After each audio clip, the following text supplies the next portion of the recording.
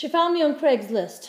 My name the only one who didn't sound like crackled dry magnolia or menopausal peach fuzz lips snoring to the echo of the sewing machine's murmur.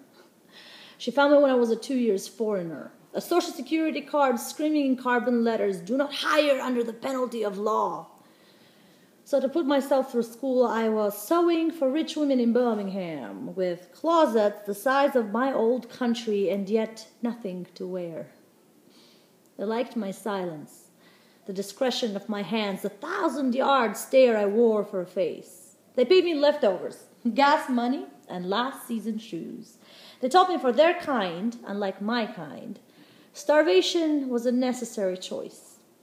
Now she has the name of old steel money and golden plaques on lobbies of hospitals and libraries all over Birmingham.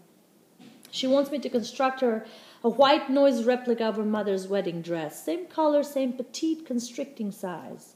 She says she intends to fit, that is, shrink, fast enough on time for the wedding. When I tell her, "Miss, I would be more than happy to build you a gorgeous gown in your own beautiful size," she turns her back to me, like an angry ship, the mast of her spine protruding beneath designer sails of silk. She unleashes back at me with a sermon. I am blasphemy and untruth. To say she does not have to mold her bones to fit inside the cavern of that dress. To unholy the garment, to shun it as a cathedral of trimmed women's voices. I mean, what would I know, coming from burning bush, what it means to come from evergreen bristle? Southern girls have been raised on that religion, duty to be pretty, worthy to be seen, believing only in the gospel according to mirrors. They wait for them everywhere, all clean-cut and white-shirt smile, like a pack of Latter-day Saints, always ready to recruit. She wants to know if I'll help her. But all I can hear is my own grandmother's voice. The words she said to me the first time she sat me behind a sewing machine: "Make beauty. Do not destroy it." But the price she writes on my price tag is followed by way too many zeros to ignore. Thus becomes our ritual.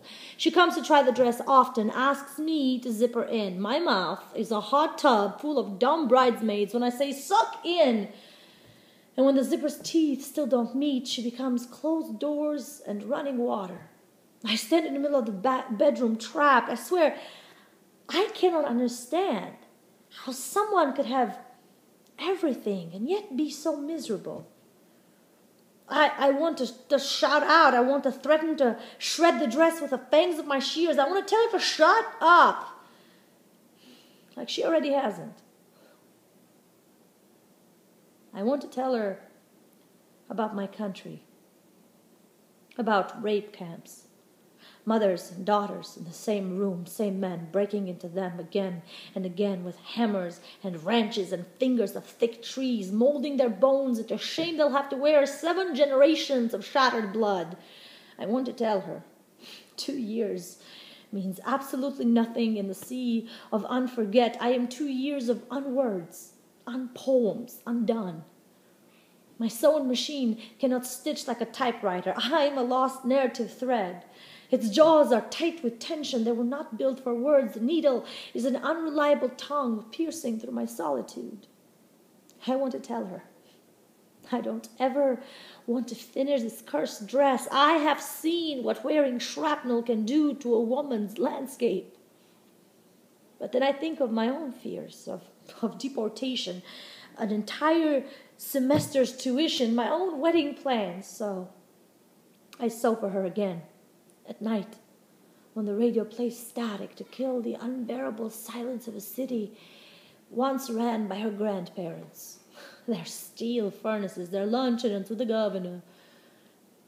In the morning, when the humidity starts creeping through the screen door like the memory of violence neither one of us can escape, I see my grandmother's face reflected upon mine in the window pane, and I am ashamed of myself. What must she think of me? Getting paid to zip a woman into her own silk cage. The day I handed over the dress, my silhouette slipped a murderous quiet through the kitchen back door once used by her family's black maid. And that is the last time I ever handed a woman a weapon against herself.